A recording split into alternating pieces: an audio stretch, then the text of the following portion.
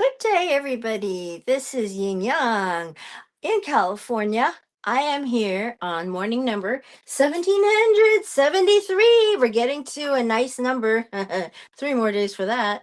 And I am reading Words of Wisdom, morsels of a thought, hopefully words of wisdom from people who have what lifetime wisdom. And I am trying to get people to know the right things to do, because knowing the right things to do is a form of wisdom, and then actually taking the action, the magic action to do it, is virtue. We are bringing more virtue into the world with morsels of a thought of wisdom from other people, because I'm not very wise. I'm simply reading to you what these wise people have to say through their life experiences. Yeah. So, chapter 19 of Lunar Legacy. Brayand Poiciano, Brayand Ponciano, Brayand Ponciano came to Ben's attention unexpectedly. A real estate investor, he is also focused on spiritual growth, and Ben met him during a weekend hiking trip to Sedona, also known as Red Rock Country. The two introduced themselves when Ben discovered that Brand was preparing to take a group up the mountain, and Ben wanted to know more. Ben found that he and Brand had common interests. Both avidly practiced meditation and had a love for the outdoors and adventure.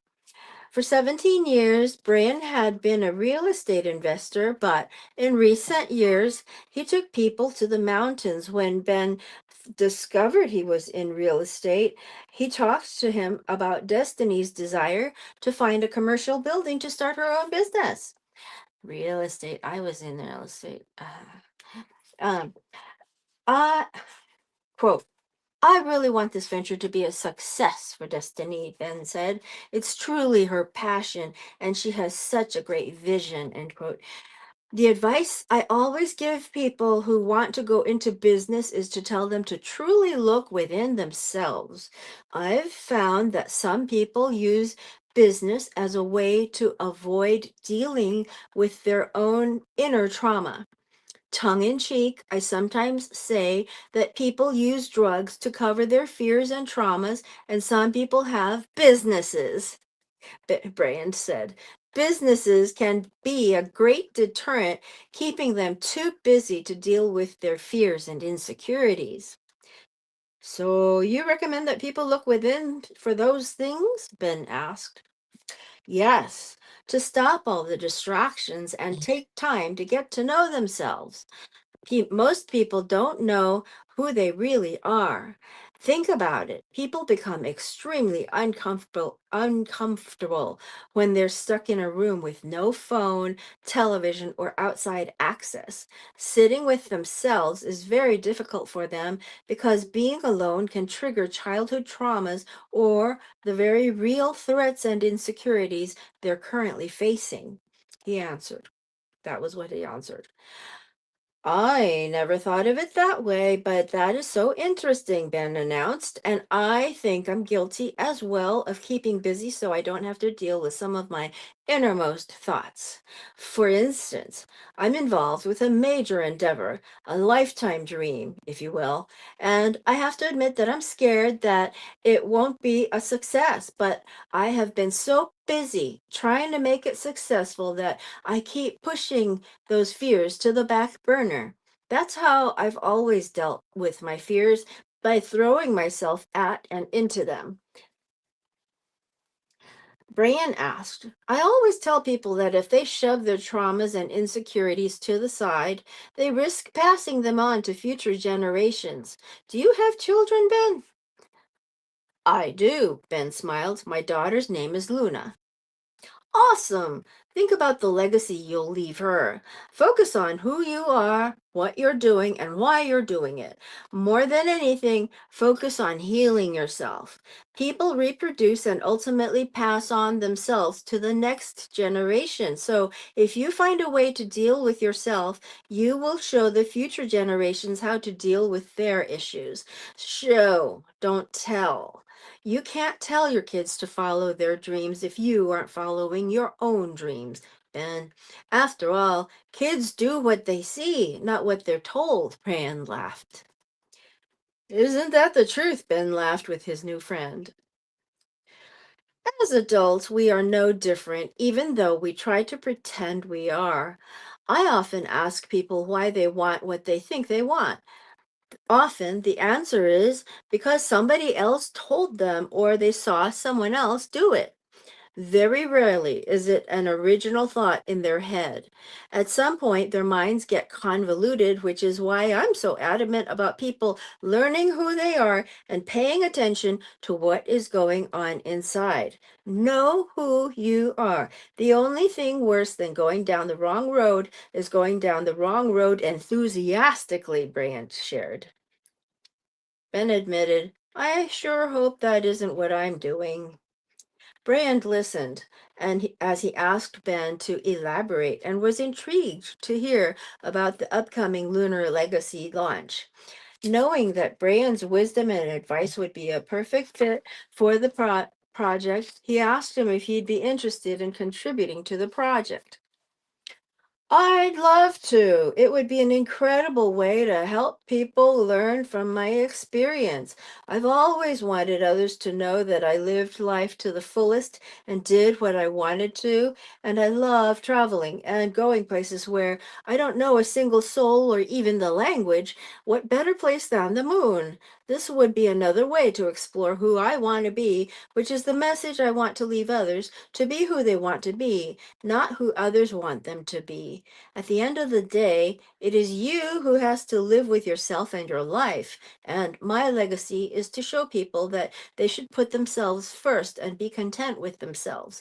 Eventually, it is my desire that they'll grow to love themselves, Brand said.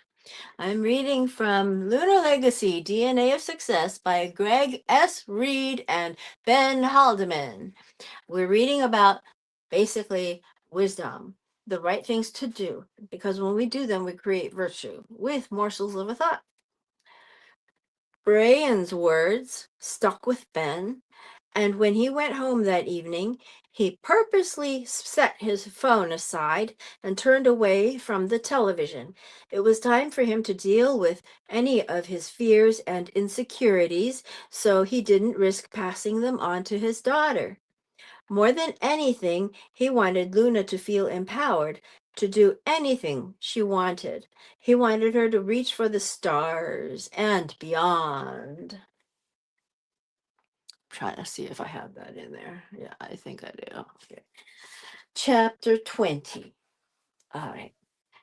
Destiny had appointments the following Monday, and when she talked with Ben later that evening, she was excited to tell him about Mark Willis, a man she hadn't formally met but had been introduced to at the dentist's office that morning. While it was no secret that some people aren't fond of seeing a dentist, this practice promoted positivity in everything they did, from the friendly smile on the receptionist's face to the brightly colored inspirational poster that adorned the waiting room wall. I've met Mark Willis. Back to the book. It read, Be kind, be humble, be teachable, work hard. Mark Willis.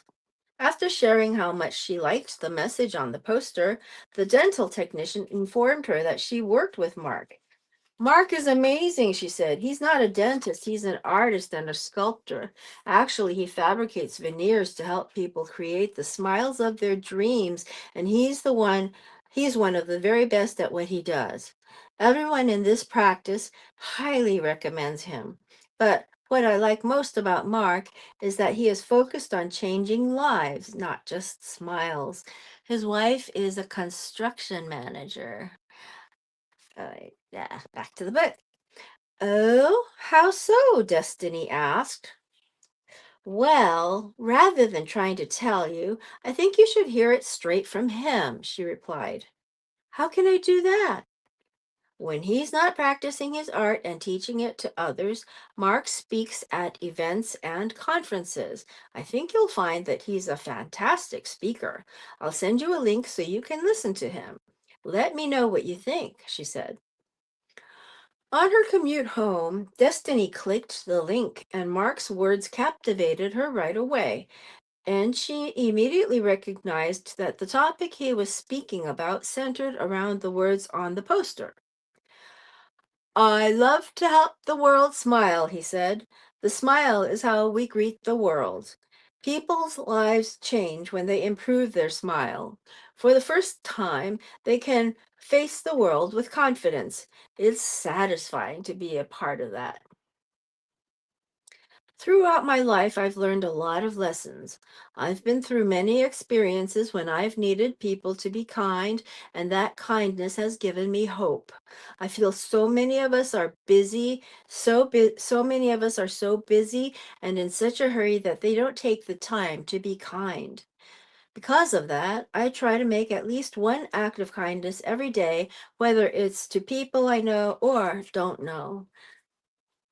I traveled to attend an event, and when I arrived at the hotel, I was irritated because housekeeping hadn't changed my bed. When I went down to the main desk and asked for fresh linens, they handed me a bedroll instead of having staff tend to the matter. I was upset and it gave me a bad attitude, so I left and went to meet people for dinner.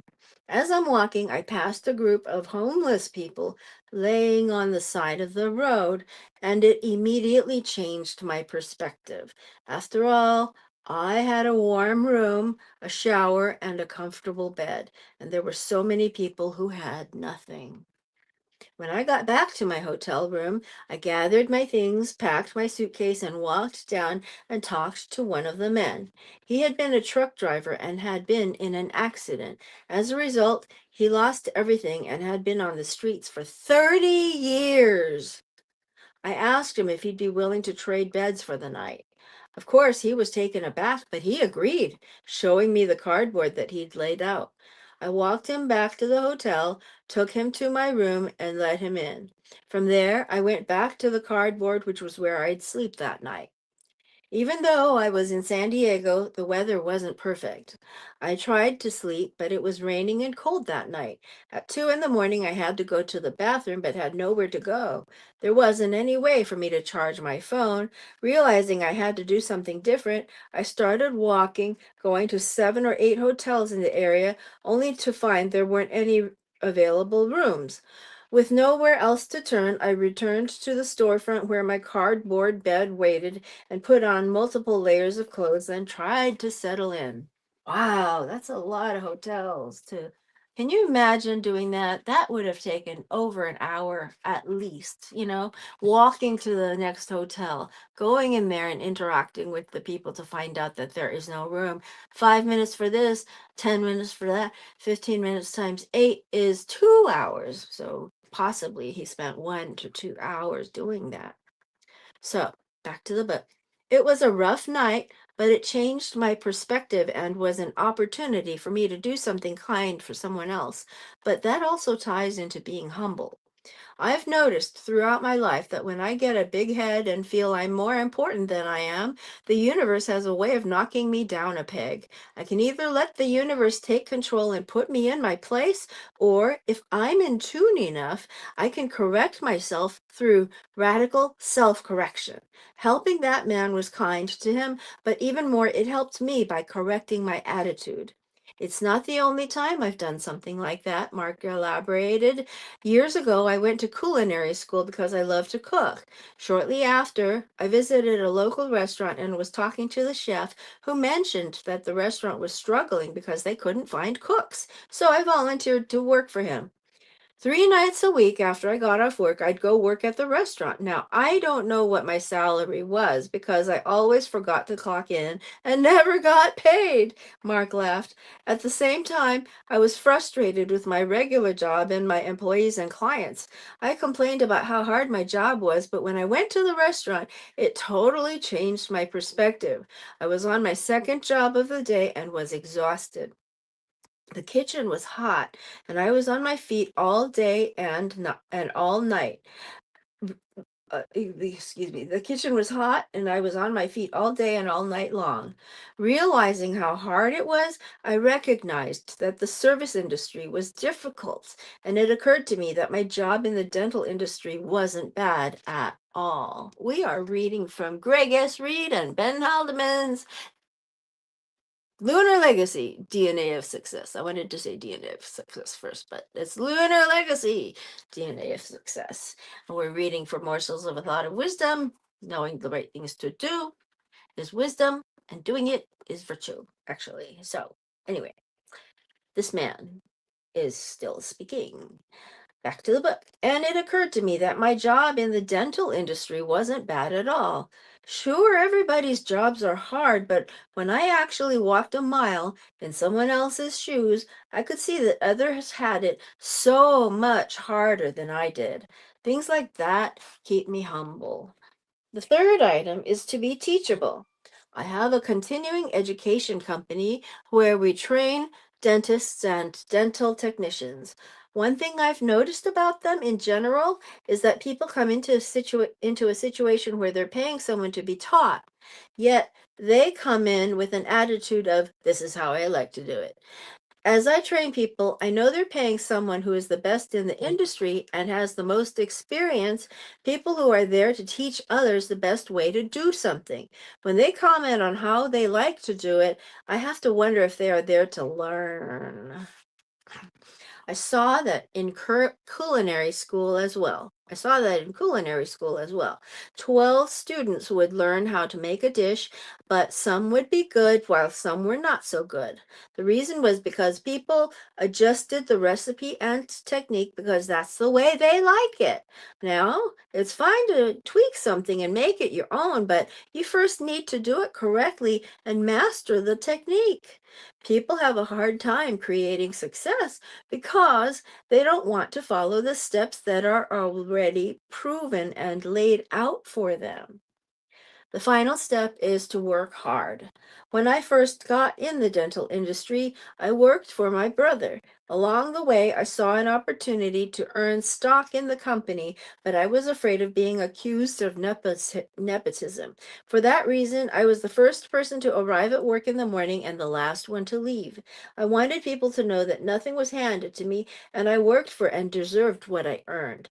When you work hard, you'll earn the respect of the people who work for you, and those people will know that you care about them and their livelihoods. Now, there can be such a thing as working too hard.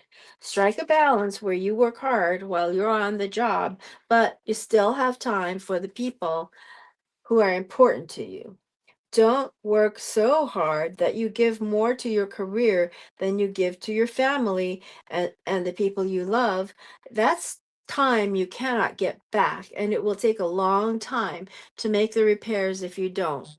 Now, I want to say these are exactly the sort of things that we like to read on Morsels of a Thought because they're pieces of wisdom of somebody else's life experiences, and we learn from them, and we don't have to actually go through that situation because we are learning from them what they learned out of that situation.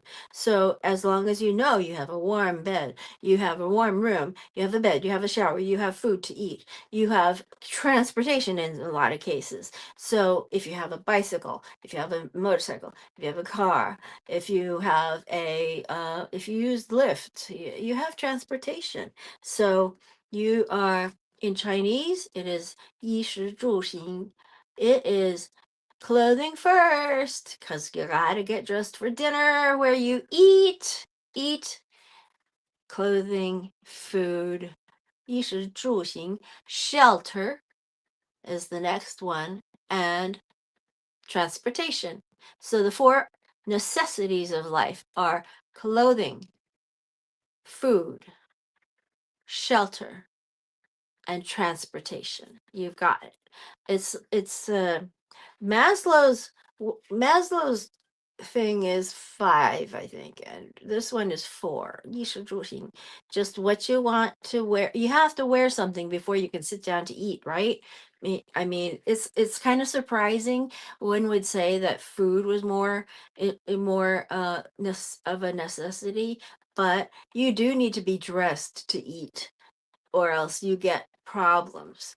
And then shelter comes next, because if you don't have food, shelter is not going to help you because you'll starve. Shelter, this next, and then transportation.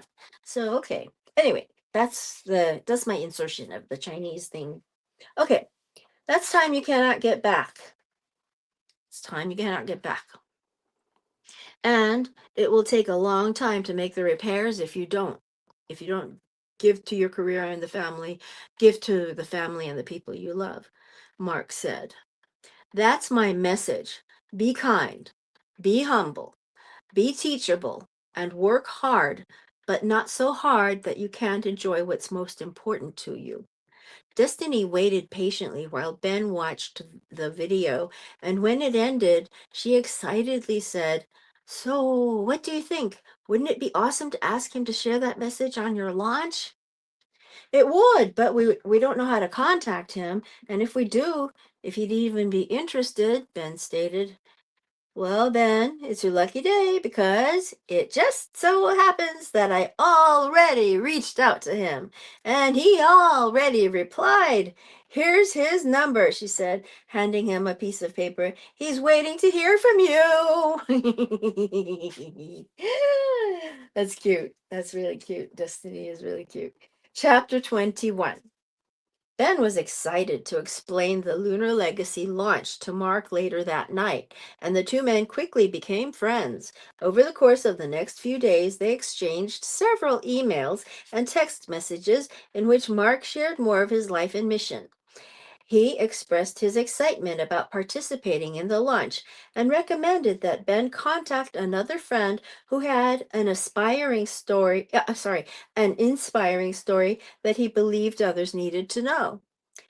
His name is John Smith Jr., and he's actually in town next week doing a book signing. You should try to stop by and introduce yourself," Mark suggested.